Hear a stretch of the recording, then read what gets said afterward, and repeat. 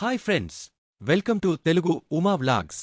మీ అందరికీ ఈరోజు చాలా ఇంట్రెస్టింగ్ అండ్ గర్వకారణమైన ఒక స్టోరీని పంచుకోబోతున్నాం.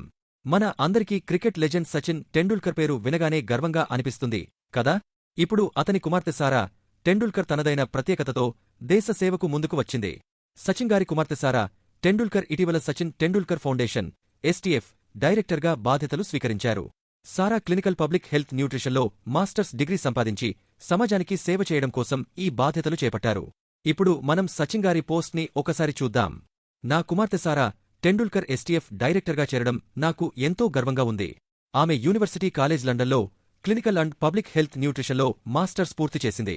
ఇప్పుడు ఆమె క్రీడలు, ఆరోగ్య సంరక్షణ, విద్య ద్వారా దేశ సేవలో తన భాగస్వామ్యాన్ని చాటుతోంది.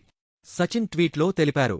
సచిన్ టెండూల్కర్ క్రికెట్లో అనేక రికార్డులు సృష్టించి మనందరికీ ఒక ప్రేరణగా నిలిచాడు. ఇప్పుడు సారా టెండూల్కర్ తన విద్య, అభిరుచిని దేశ సేవలో ఉపయోగించుకుంటోంది. ఇప్పుడు సచిన్ టెండూల్కర్ను మరలా ఒకసారి గుర్తు చేసుకుందాం. అతను 664 అంతర్జాతీయ మ్యాచ్లో 34,357 పరుగులు, 100 అంతర్జాతీయ సెంచరీలు సాధించిన ఏకైక ఆటగాడు. 2011లో భారతదేశం కోసం ప్రపంచకప్ను గెలుచుకోవడంలో కీలక పాత్ర పోషించాడు. అతని ఆట మాత్రమే కాదు, ఇప్పుడు అతని కుటుంబం ద్వారా సమాజానికి చేస్తున్న సేవ కూడా మనందరికీ ఆదర్శప్రాయంగా మారింది. సారా టెండూల్కర్ ఎస్టీఎఫ్ ద్వారా క్రీడలు, ఆరోగ్య సంరక్షణ మరియు విద్యలో ప్రజలకు సేవ చేయబోతోందని ఊహించవచ్చు. ఇది కూడా టెండూల్కర్ కుటుంబానికి మరో అడుగు. మీరు కూడా మీ కామెంట్స్ ద్వారా తమకు అభినందనలు తెలపండి.